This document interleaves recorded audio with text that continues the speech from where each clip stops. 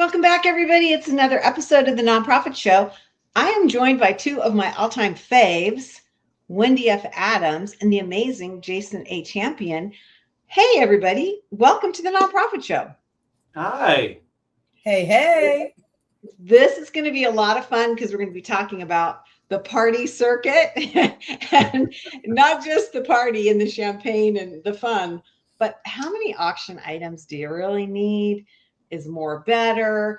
And Jason Allen Champion, he is a vice president with Winspire, and he's going to talk about this and help us guide some of our decisions. I know so many of us are getting into that period where we're starting to think about our fall galas. I know summer just started, but we're working on these things. And so we're going to get some real good advice today, and hopefully that'll help a lot of us navigate this next social season. You know, we get to navigate the Nonprofit Show each and every day because we have amazing partners, and they include Bloomerang, American Nonprofit Academy, Staffing Boutique, Your Part-Time Controller, Third Sector Company, JMT Consulting, and Intuit QuickBooks. These are the folks that march with us each and every day. We're getting close to our 1,600th episode. Say that fast 3 times. I'm here again with one of our intrepid co-host, Wendy F. Adams. She's a CFRE and the CEO of Cultivate for Good. I'm Julia C. Patrick, CEO of the American Nonprofit Academy. Want to briefly touch on a new line of episodes that we have. We've been doing this for a couple months, the Nonprofit Show Global Edition. One of our co-hosts, Matthew Murray, is based in the UK, and we're doing 1 to 2 episodes a month just about international philanthropy. They've been really, really interesting, and so I hope you join us for those episodes. Jason Allen Champion, oh my gosh, my friend, it's so great to see you and have you back on the Nonprofit Show. Oh my God, it's so good to be here. It's been forever. I mean, we did this during COVID, started then, so I'm glad to be back. I am thrilled to have you back. And it's really interesting, Jason, because your company had to be so dramatically impacted by COVID because of what Winspire does. So let's start there. What does Winspire do? Yeah, so we are the pioneer of the travel consignment space. At this point, we have about 250 packages literally all over the globe, from hiking Kilimanjaro to truffle hunting in Tuscany, backstage Broadway, drinking wine in Napa. It really just depends on what you feel is a good flavor for your audience. Outside of the packages being amazing, it's really the back end donor experience is what we really focused on during COVID. When we had plenty of time to sit and think, we renovated the back end and built the donor experience and being able to control exactly what happens with those. So we invested in buying some of our own properties. We own some of our own villas in Fiji, in Willamette Valley, in Oregon. We own our hotel in Napa. It's great. We just have some other fun things that are coming out on the horizon for what we do soon. But we are the pioneers of the travel consignment industry and work with probably 20,000 nonprofits every year. It's just incredible. And I think what is so fascinating to me is, and I've been on the rubber chicken circuit since childhood, right? There's that word, rubber chicken.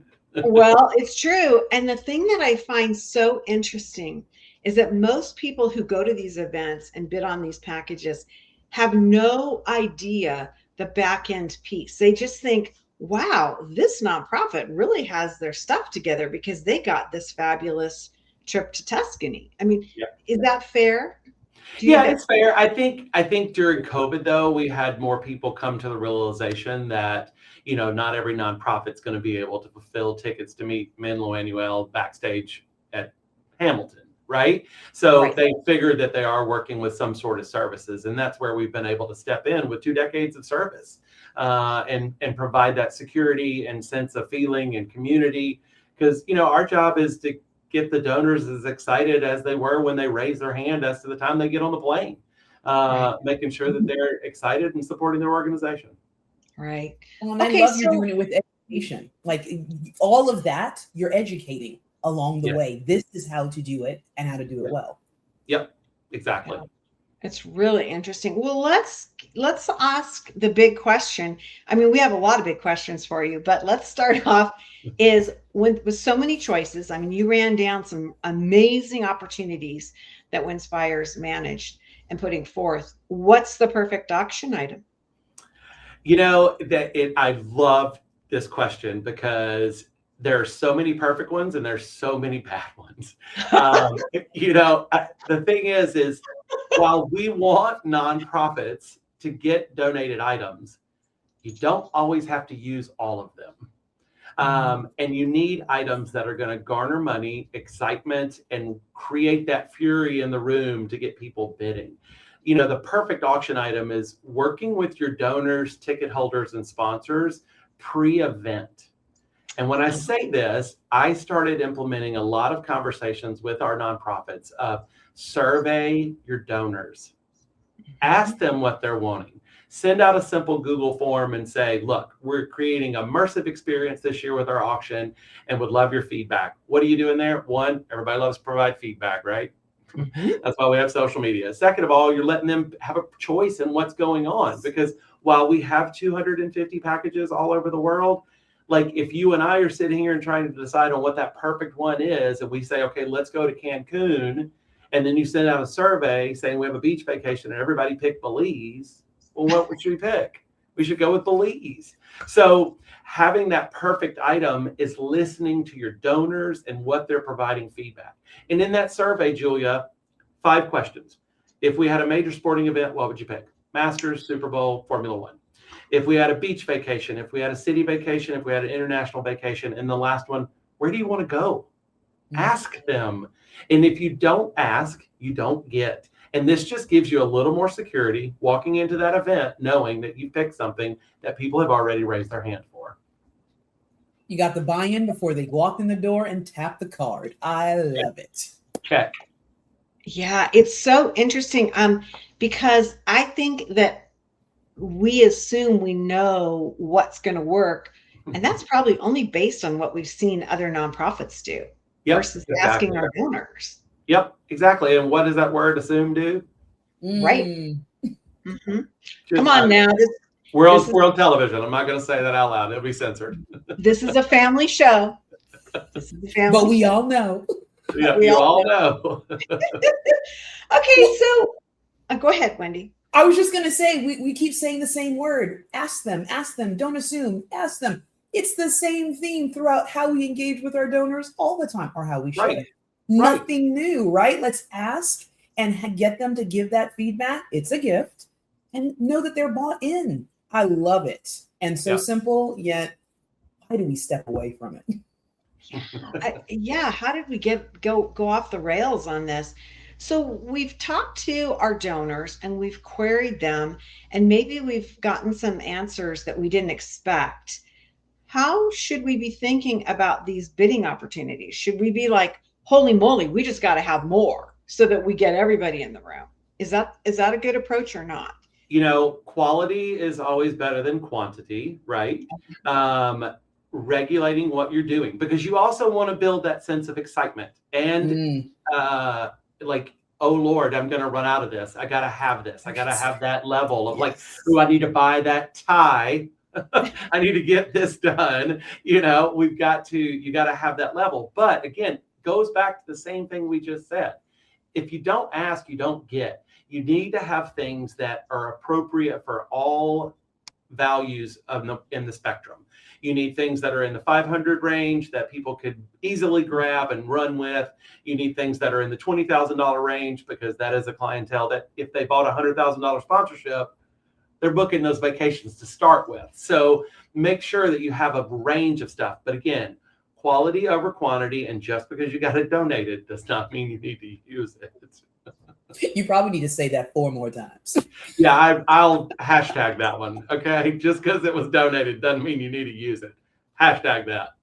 Yeah, it's a really interesting thing because it kind of feeds into this whole theory of abundance and scarcity, and we kind of bring some of those prejudices to this topic, right? I mean, it's so easy to work from a place of fear because people are still kind of getting their feet wet after COVID, right? So many organizations stopped some of their galas or changed them. And now there's an opportunity, I feel like, in the marketplace to go back to what we were doing Yep. or to try new things. And it's kind of disappointing to see how some of our organizations are just automatically sliding back into what they did before.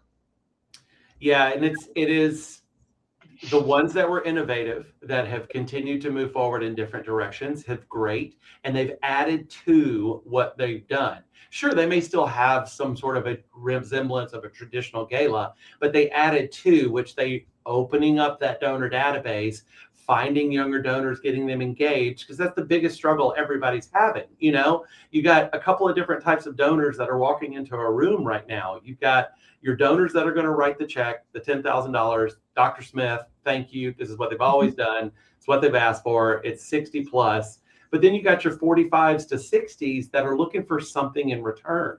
They want to be involved in your organization, but you got to give them opportunities. You need to offer the live auction or a silent auction. You got to get them involved. And then that last donor, which I love, they'll give you every bit of time and never a dime. It's those volunteers. And you got to figure out how to cultivate them to that, I want something in return. And then you got to cultivate them to where they're just writing a check and saying, thank you for coming. Right. And I'd have to say that we're seeing from the newer nonprofits that they're figuring that balance out. Yep.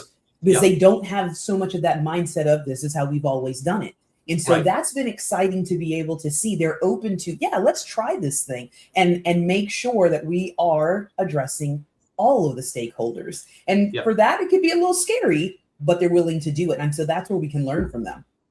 But Wendy, that's also because we've got a new, younger leadership generation coming into the pool that is willing to push the boundaries and use different technologies, different formats than what they have traditionally seen in nonprofit events. While I love our leaders that have been doing this forever, there is moments in time where you do have to listen to the 30-year-olds, the 20-year-olds, because they're the ones that are going to help make this move forward. Well, they're stretching that abundance mindset that Julia was talking about and not stuck in the scarcity. So, tell them the story. Absolutely. Right.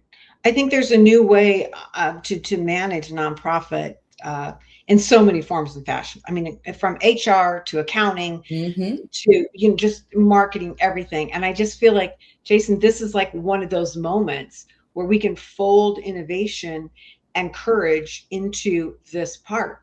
Because so many organizations that are, pushed by their boards to have the annual gala and do the honor, who are the honorees and that whole thing, it's a bold choice to reimagine this, isn't it? And can I just side note, if you're going to stay doing the same thing, please edit the board members' speeches.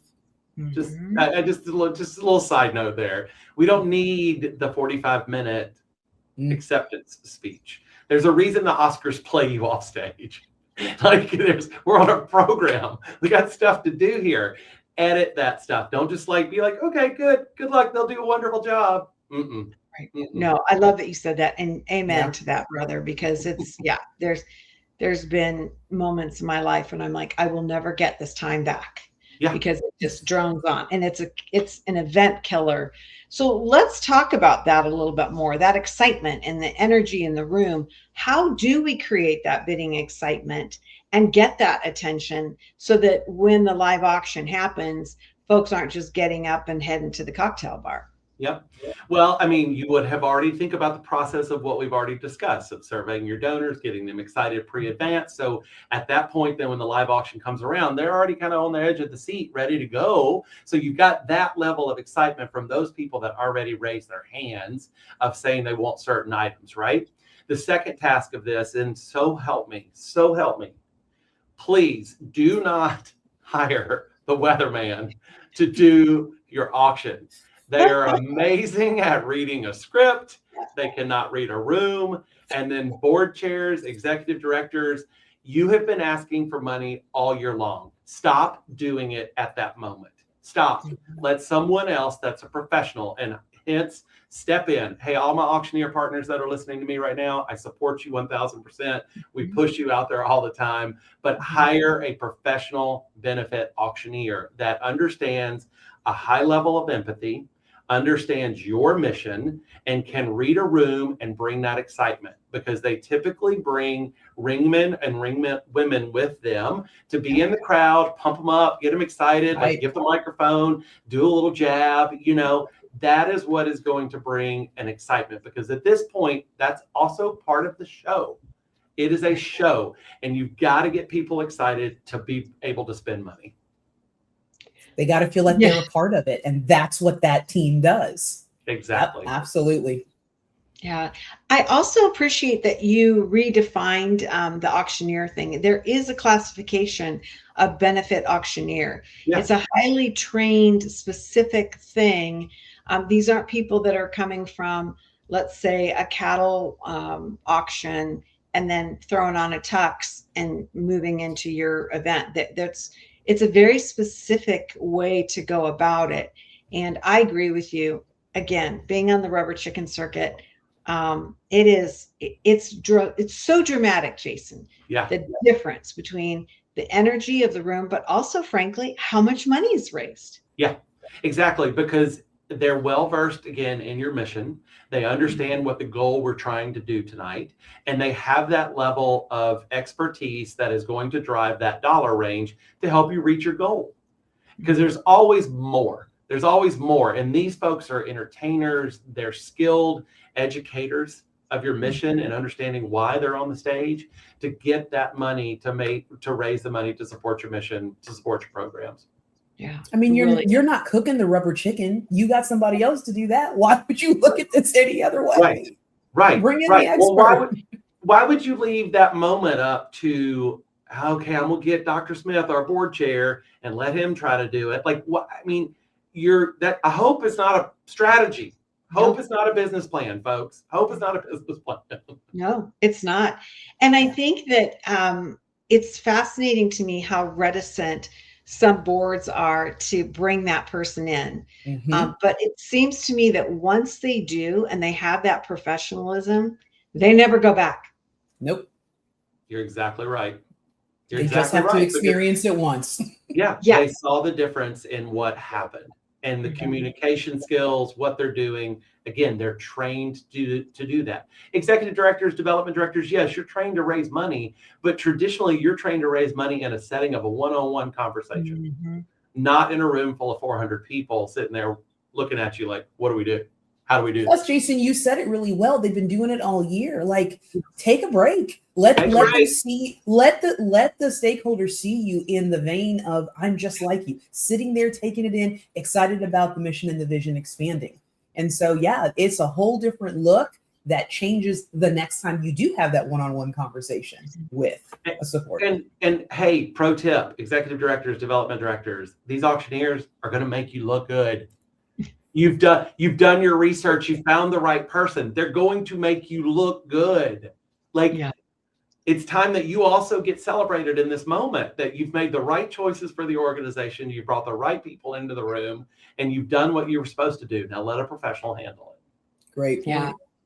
Really good point. And I hadn't thought about that thing that you said to me, which is pretty magical. Like, the team has been asking all year long, let somebody else step up and engage and add that extra dimension. Yep. So I love that. So we talked about like, what's the best item? What's the hottest thing going on? What should we be thinking about?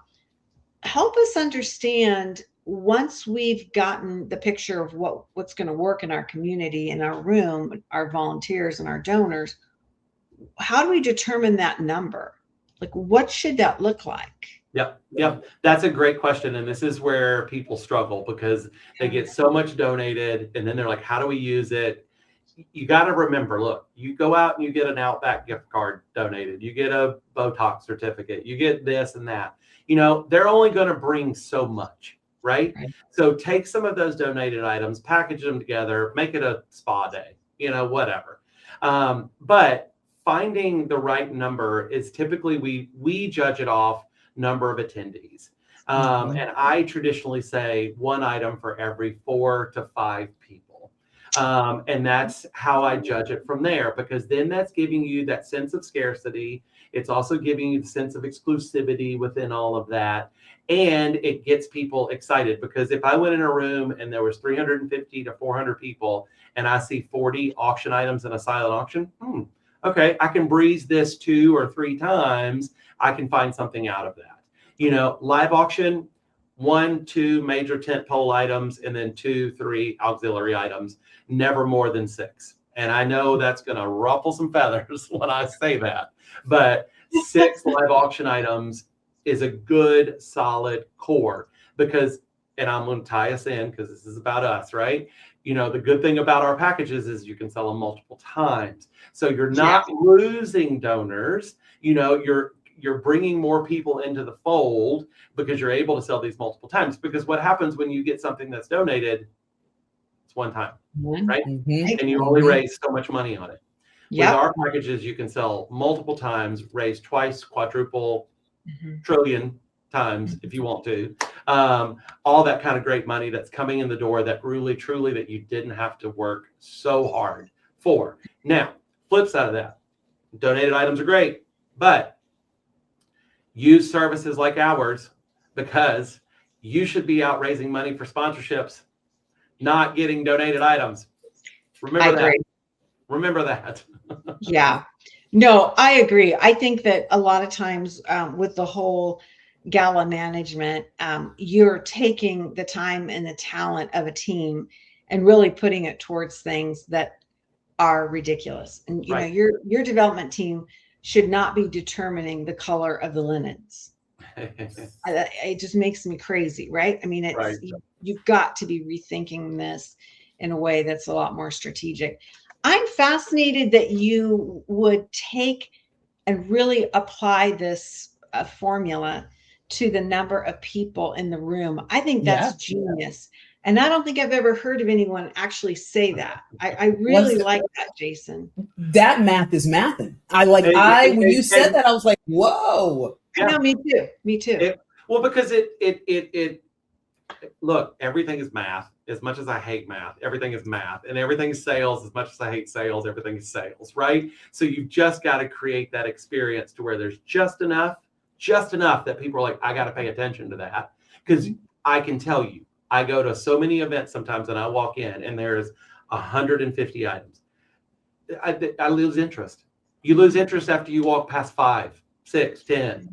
If you have got a set number that matches the number of people in the room, you're going to sell every one of them, period. Well, I think you said it really well. It's creating that experience. And that's what you're doing, right? We talk about sales and the math, and it's the experience that people have. We know it starts in the parking lot.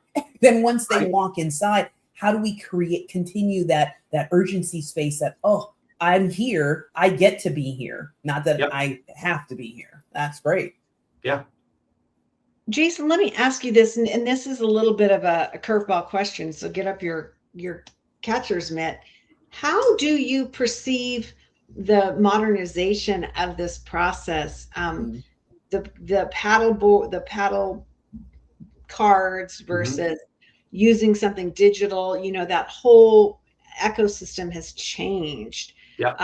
And think about, you know, back in the day, you know, everything was on a piece of paper or a clipboard, and then right at a magical hour, the volunteers would run around and grab them up. And, you know, how are you seeing this play out with especially younger donors? Yeah.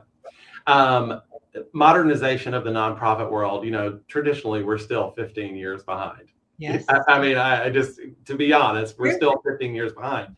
The influence of mobile bidding for silent auction technology, registration, check-in, ease of credit card charging, because God, I remember the, you know, fingers crossed when we called in Monday that it actually worked, because they left with the kayak, you know. So you got how we getting that back at this point? I don't know. So, you know, the ease of that, you know, the speed of that is something that has definitely been needed, right?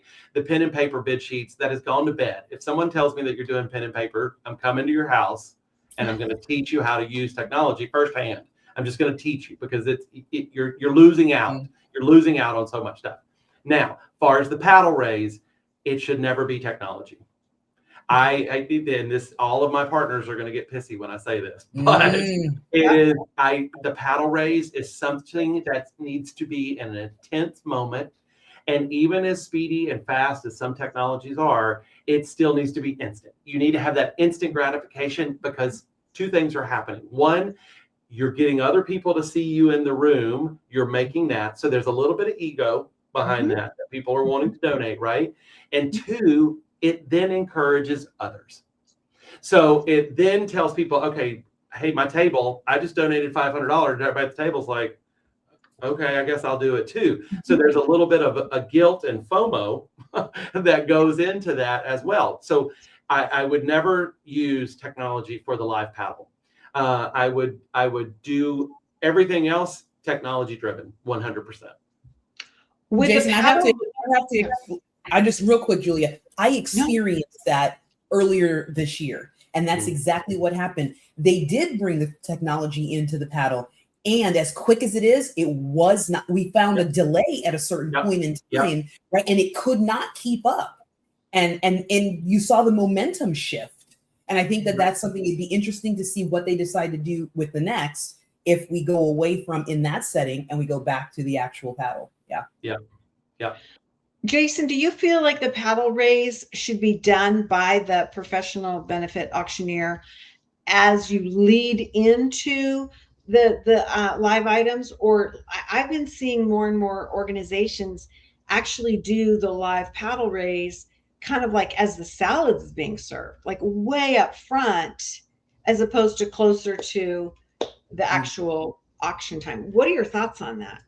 So, I mean, that's a tricky one because everybody's different in the formats of what they want to do, even though it's a pretty standard event. 6 to 7 is cocktails, 7 to 15 is ballroom programs, dancing, right? We're all in a similar situation there. But, and I've seen people, the fear of what people have is that the live auction is going to take away from the paddle raise.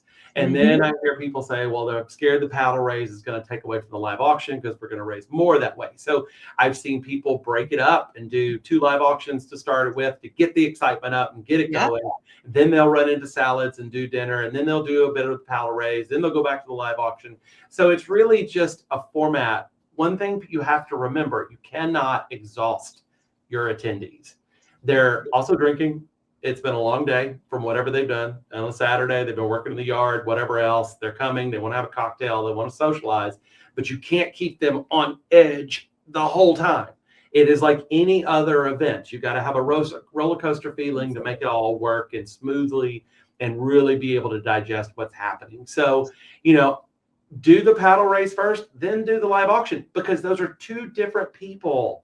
There may be some crossover, but that is 2 different people that are bidding on those things. And it goes back to me saying those 3 types of donors that are in the room. So you test it. Again, ask, test, see what could happen. Work in your next event. Do something creative. Break that mold and say, look, we're going to do the live auction at the start of this to get some money in the bank. So when we go to the donation appeal, we've already got $200,000 that we've raised in a live auction. And this just adds to, so definitely play with it, break it up if you want to, but neither or take away from either or. Okay. I love that. Well, as always, it's just been a joy to be around you, get your energy. We were chatting in the green room. We all 3 of us know one another, but not IRL, not in real life. We've just met digitally, and it's really been cool, Jason. I always find that you have great ideas along with very practical ideas. And so thank you for sharing. Well, thank you. I appreciate being here, and keep up the good work. Like I said, I was around in the COVID Chronicle days back early, and it's great to be back on and see the growth that you've done and the services that you're providing to nonprofits. Because if anything, right now in this world, we know we have to lock arms, stand strong together, support each other, and that's what we're here. And so lastly, all I got to do is say, everybody that's paying attention, thank you. Thank you for doing what you're doing, because if it wasn't for you, God knows where we'd be right now. So keep up the good work. I know it's a struggle, but keep it up. You got folks out here like us that are willing to support and help you every step of the way. I love that you said that. Thank you very much. There is a war on nonprofits right now, and we need to be more brave. We need to be more courageous. And I love what you said. We do need to lock arms, no matter what type of work we're doing. So thank you. Jason Champion, amazing, amazing leader. He's the vice president of national partnerships with our friends over at Winspire. Check out winspireme.com, and you can really learn more about what Jason was talking about in terms of the packages. There's a lot of thought leadership on that website. And just, I think it really sparks a lot of ideas and creativity. So Jason, thank you so much. It's been just a pleasure to reconnect. Thank you. A lot of fun. Hey, we get to reconnect every day with our presenting sponsors. They include Bloomerang, American Nonprofit Academy, Staffing Boutique, Your Part-Time Controller, Third Sector Company, JMT Consulting, and Intuit QuickBooks. These are the folks that join us day in and day out. Wendy, I think that the whole team of the Nonprofit Show co-hosts, we need to get on a Winspire trip. That's what I'm thinking. I'm so glad you ended there. That's it. Oh my gosh. Well, we end each and every episode with this message, and it goes like this: to stay well so you can do well.